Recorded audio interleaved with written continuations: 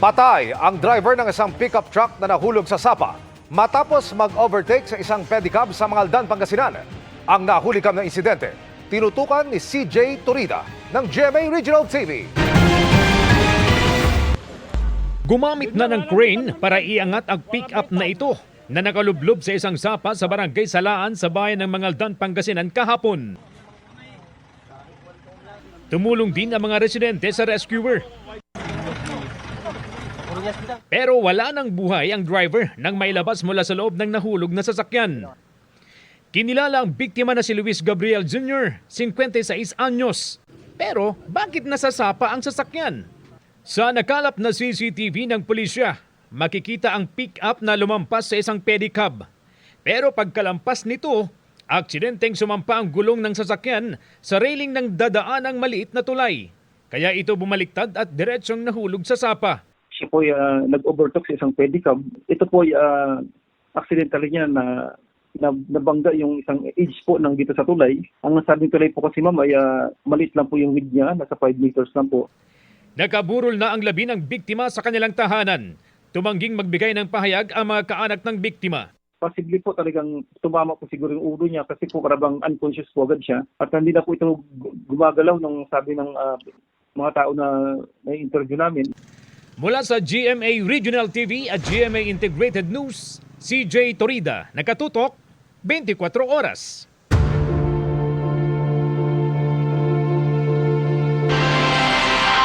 Muling pinalaga ng palasyo ang batikos ni Vice President Sara Duterte sa pagbuo ng Pangulo sa komisyong mag-iimbestiga sa mga flood control project.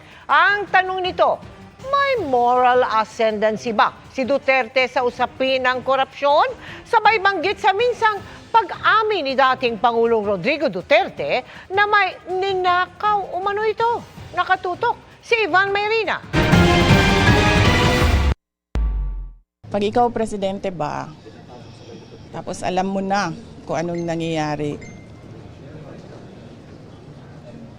tapos nakikita mo na based on the budget kung paano binaboy yung pera ng bayan, mag-aantay ka pa ba ng komisyon? Aaksyonan mo kasi kaagad dapat yan eh. Muling sumalag ang palasyo sa panibagong batikos si Vice President Sara Duterte sa pagtatatag ni Pangulong Bongbong Marcos sa komisyong mag-iimbestiga sa mga flood control project. Ang pag-iimbestiga po ay hindi po kailangang isang araw lang. Hindi po naniniwala ang Pangulo sa isang EJK style, walang imbestigahan, libingan ang hantungan. Ang gusto ng Pangulo, due process. Kinwestiyon pa ng palasyo ang personalidad ng isang Duterte para magsalita tungkol sa katiwalian. May moral ascendancy ba ang Vice Presidente pagdating sa usapin ng korupsyon? Inungkat din ni Castro ang isang pahayag ng ama ng bise na sinuoy Pangulong Rodrigo Duterte. Sasabihin natin kung anong sinabi niya rito, and I quote, "Hindi ako nagmamalinis, marami rin akong nanakaw, pero naubos na. So wala na." End of quote. So, 2017 ito, sana naibigay na rin niya sa kanyang ama kung paano agarang masusugpo ang korupsyon. Kung ikukumpara ba sa nakaraang administrasyon na nagsabing korap, mismo ang Pangulo at maraming ghost projects, ano ang itatawag natin sa panahon na yon? Living hell? Samantala, kinumpirma ng palasyo na nagkausap kahapon ng Pangulo at ang nagbitiw ngayong si House Speaker Martin Romualdez. Hindi nagbigay ng detalye ang palasyo kung ano napag-usapan, pero ang malinaw, buo man sa pagka-speaker ay hindi pa rin daw lusot sa pananagutan kung totoong sangkot sa anomalya si Romualdez. Mag-resign, hindi siya mag-resign, maaari pa rin siya maimbestigahan. Para sa GMA Integrated News, Ivan Mayrina, nakatutok 24 oras. Mahigpit na binabantayan ng mga otoridad ang mga landslide-prone area sa Baguio City dahil sa inaasahang pag-ulan na dadalhin ng bagyong Mirasol. Ang sitwasyon doon, tinutukan live ni Jasmine Gabriel Galban ng GMA Regional TV. Jasmine. Vicky, maghapong naranasan ng light to moderate na pag-uulan dito sa Baguio City.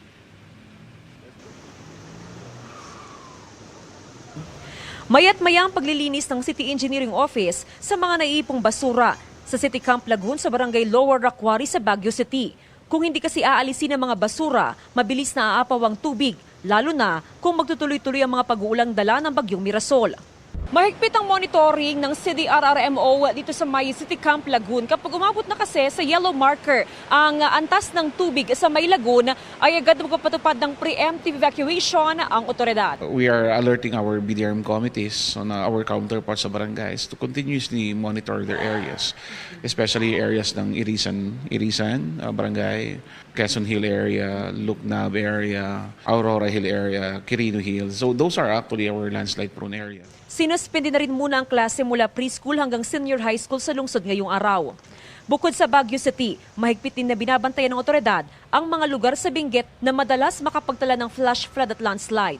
Pinapayuhan ng mga motorista na iwasan muna ang pagdaan sa Cannon Road. Based on the advisory ng ating DPWH, they are actually saying that it is open to light vehicles. But for safety purposes, sa amin, we do not really recommend that anybody be passing there.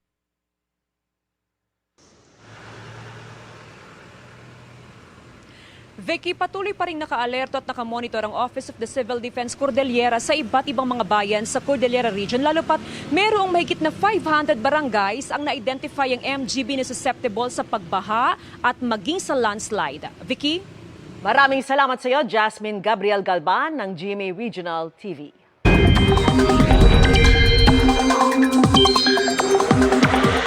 Mga kapuso, update tayo sa magiging lagay ng panahon kasama si Amor La Rosa ng GMA Integrated News Weather Center.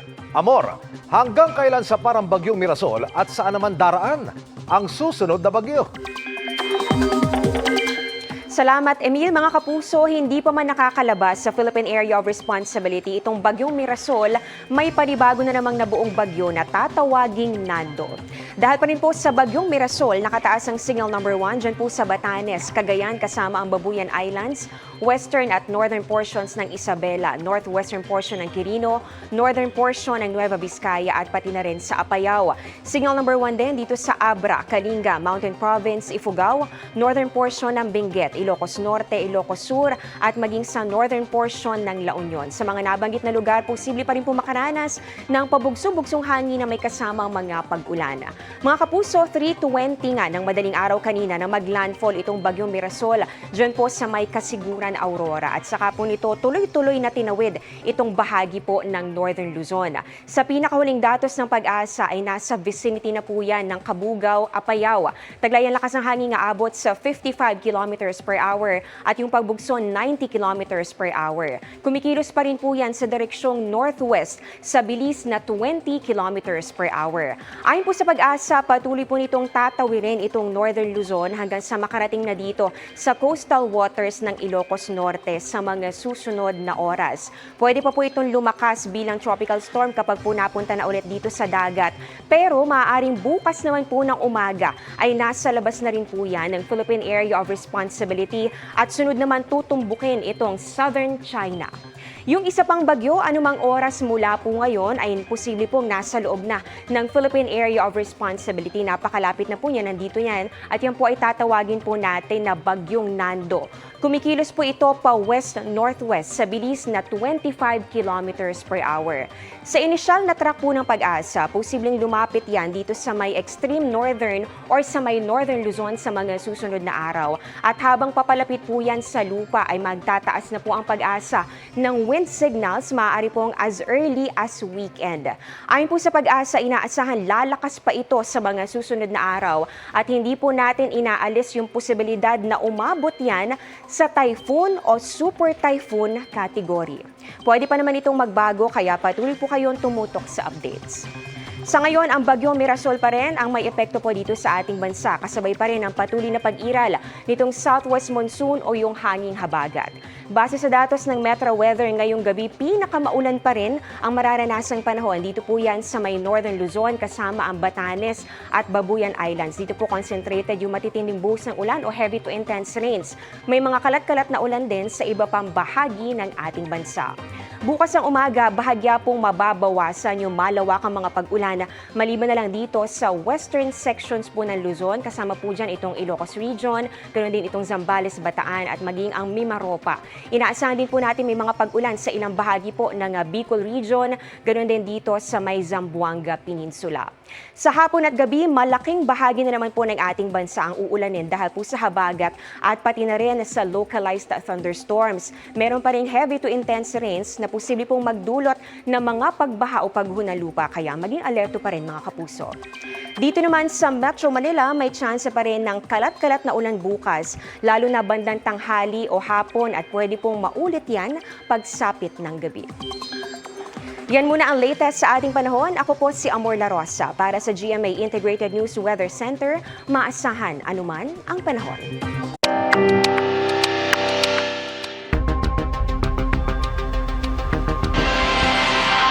Kapatid ng isa sa mga nawawalang sabongero ang umunoy nagtangkang manuhol sa isa ring kaanak para iatras ang kaso laban sa negosyanteng si Atong Ang ayon sa PNP-CIDG. Nakausap ko rin ang tinangkang suhulan na pinapipirma umano ng salaysay para bawiin ang mga akusasyon sa mga sangkot. Narito ang aking eksklusibong pagtutok. Pagsisiwalat mismo ng PNP-CIDG ngayon ang kanilang inaresto kahapon dahil sa tangka umanong panunuhol para iatras ang demanda laban sa negosyanteng si Atong Ang at sa iba pa. Mismong kapatid ng nawawalang sabongero na si John Claude Inonog. Inaresto ito at ang kanyang asawa matapos alukin ng 1.5 million pesos. Ang dating kinakasama ni Inonog na si Jaja Pilarta. Ayon kay Pilarta, una siyang kinausap ng ama ni Inonog. Sasamahan kita sa kanya, kayo mag-usap, ikaw ang magsabi ko anong kailangan mo ng negosyo, kung anong kailangan. Basta willing siyang tumulong. Itong lahat ng ito, ano po ang kapalit? Meron ba? Sabi niya sa akin, yun nga daw po na kailangan, hindi na ako magsasalita, babawiin ko lahat ng mga sinabi ko. Ipinakita sa akin ni Pilarta ang pinapipirmahan sa kanyang affidavit of desistance kung saan nakasaad na walang katotohanan ang mga nauna niyang akusasyon. Nakalagay rin dito na nilinlang at pinapaniwala lang siya ng whistleblower na si Julie Dondon Patidongan para maghain ng reklamo. Hindi ito nilagdaan ni Pilarta. Pinasinungalingan ng ama ni Inonog na si Butch ang paratang ni Pilarta. Ako nga yung nagdemanda sa grupo nila eh. Bakit ko papaatras sa kanya? Thankful na nga ako dahil lumutang yung alias Dondon. Pero para iling pa nila ako kay Atong Ang, ay malabo ata yan. Dagdag niya, ang perang dala ng kanyang anak para iabot kay Pilarta ay hindi suhol, kundi sustento para sa anak nila ni John Claude. Jaja, hindi ko alam kung saan tayo patutungo nito pero bahala ka na. Walang kapatawaran niyang ginawa mo sa mga anak ko dahil nakikipag-usap sa iyo ng maayos sa mga anak ko. Iba na palang na-entrapment ka na palang ganyan. Sana noon pa lang po binulabog ko na sila para ibigay yung pera ng mga bata. Mag-isip na siya, nawalan ka na ng anak. Ngayon pinain mo pa yung anak mo ulit. Tumahimik na kayo pero wag niyo akong pakialaman kung anong ginagawa ko. Ang kaanak ng iba pang mga nawawalang sabongero, nababahala. Nakakalungkot kasi parang feeling namin parang ginigiba kami. Parang pinipigilan kami kumuha ng justice. Lalo na merong perang involved, tapos meron pang recantation na pinapapirmahan. Sana naman kung sino man sa kanila ang mga nagpabayad, hayaan nyo na kami makamit namin ang ustisya. Dahil matagal kami naghintay. Inaalam naman ng Justice Department katuwang ng NBI kung sino-sino pang mga kaanak ng mga nawawala ang inaareglo at kung sino ang nagbabayad para patahimikin sila. Kung gusto nilang kalikutin yung kaso, nagkakamali sila. Andyan na yung kaso. Kaya kailangan talaga ito yung maging aral din sa lahat na pagka ganito na po ang estado ng kaso, ay hindi ho tayo dapat makialam at awatin ang proseso ng batas. Ang CIDG sinabing 2 pang suspect ang pinaghahanap kaugnay sa naturang panunuhol, lalo't may pagbabanta raw na natanggap ang complainant. We will act on any complaint. You can be sure na we will be assisting and ensure that justice will be served. That's the marching order of the Chief PNP. Ayon naman sa abogado ni Ang, wala silang inotorisa para aregluhin ang kaanak ng mga nawawala. Hindi rin nila dadalo si Ang sa preliminary investigation bukas sa DOJ dahil pag-aaralan pa nila ang mga dokumento at maghahain ng counter affidavit sa takdang oras. Wala po kaming ino-authorize na sino man na mag-solicit ng kung anong mga withdrawal. Para sa GMA Integrated News, Emil Subangil, nakatutok 24 oras.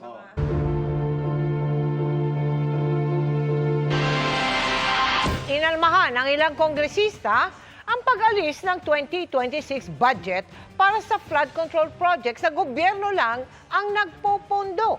Mahigit 200 bilyong piso yan. Nahahanapan na lang ng ibang pagkakagastusan. Nakatutok si Joseph Moro. On September 16. Mula sa orihinal na mahigit 881 billion pesos, mahigit 625 billion pesos na lamang ang hinihinging budget ng Department of Public Works and Highways o DPWH para sa 2026. 29% o mahigit 250 billion pesos ang tinapyas.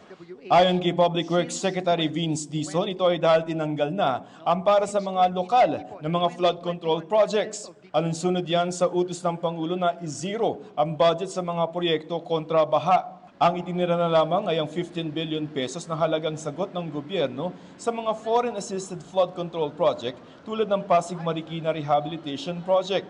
May bahagi kasi ng pondo para dyan na inutang sa ibang bansa at obligadong tapusin. Bukod pa sa mahigpit na binabantayan ng mga nagpautang. Tapusin na lang muna natin yan. Ayusin po natin ang mga ginagawa nating ongoing na flood control all over the country. For 2026, zero muna tayo. Ito na ang pinakamababang budget ng DPWH na isinumite sa Kongreso simula noong taong 2020. Wala munang pondo para sa mga flood control projects hanggat hindi nasosolusyonan ang problema. Pero paano ang mga pagbaha na nangangailangan ng aktwal na solusyon? Sabi ni Dizon, may mga flood control projects naman na napondohan na noon pang 2024 at ngayong taon. Tanong ni Caloocan 2nd District Representative Edgar Erice, paano ang pondo sa dredging sa kanilang lugar na isa sa mga nasagasaan? Unfair naman po yun. Yun po matagal na naghihintay. Tapos ang maghihirap ngayon, yung mga kababayan nating babahain sa susunod na taon. Itutuloy yung palpak, pagkatapos, hihinto yung matitino. Natanggal din ang pondo para sa bypass road sa lugar nila ayon kay Cagayan de Oro 2nd District Representative Rufus Rodriguez. 5 taon na niya itong pinopondohan. Nothing is left. That is the situation, Mr. Secretary. This is only about 900 million. That is why of the Region 10, the district of Congressman Rodriguez is the biggest reduction. Not because of flood control, but because of this bypass roads. So I am asking, appealing to the Secretary, can you restore this? I think it was looked at as multiple packages. We will find a way to restore this. Umaasa pa rin ang mga kongresista na uubra ang pagbabalik ng pondo kung hindi naman anila para sa flood control.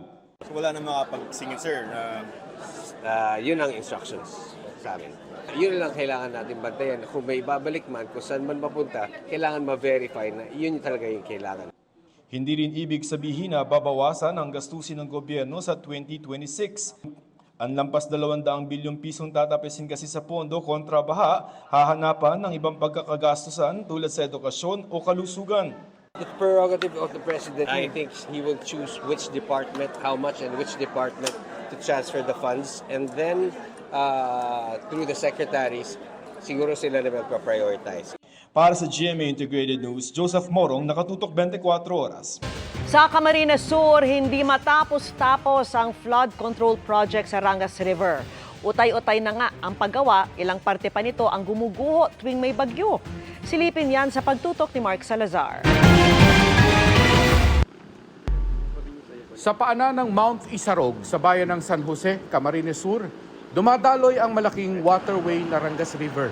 Dito matatagpuan ng flood control project na utay-utay raw kung gawin at palaging may gumuguhong parte pag may bagyo. Kapag naglagay ka kasi ng utal-utal, naglagay ka ngayon, masusundan siya after 3 years, after 4 years, andyan na yung bagyo. Yung dating maikli na nilagay mong riprap, tatamaan na naman ng pag-iikutan ng tubig, giba na naman. Nung manalasa ang bagyong Christine Oktubre nung nakaraang taon, malaking bahagi ng lumang riprap ang gumuho. Pati ang pundasyon ng mahalagang tulay ng San Jose papuntang Naga City nadadamay ng mga pagguho. Yung ilalim ng foundation ng bridge, kung nakita nyo po, di ba yung poste, medyo may nakakalkal na doon ng tubig kasi doon umiikot yung tubig. Doon magsisimula yun. Pag nasira yun, mas problema po kami kasi isa sa secondary arterial road po yung Pugay section. Pag naparelisa po kami doon, apektado po yung transport ng karating ng buong distrito namin papuntang Naga. Kasi isa yun sa economic highway namin. Pinuntahan namin ang nakakasakop sa proyekto ang DPWH Kamsur 4th District Engineering Office pero itinuro kami sa regional office. Hindi naman sinasagot ang tawag namin ng DPWH Region 5 na siyang nag-implement ng proyekto. Ayon sa on-site project board, ang Alro Construction and Development Corporation ang kontratista ng proyektong ito na nagkakahalagang 121.68 million pesos. Base sa datos ng Philippine Contractors Accreditation Board o PICAB, ang ama ni One Rider Party List Representative Rog Gutierrez ang authorized managing officer ng Alro Construction and Development Corporation. Sinusubukan namin kunin ang panig ng Alro Construction at ni Congressman Gutierrez. Para sa GMA Integrated News, Mark Salazar, nakatutok 24 oras.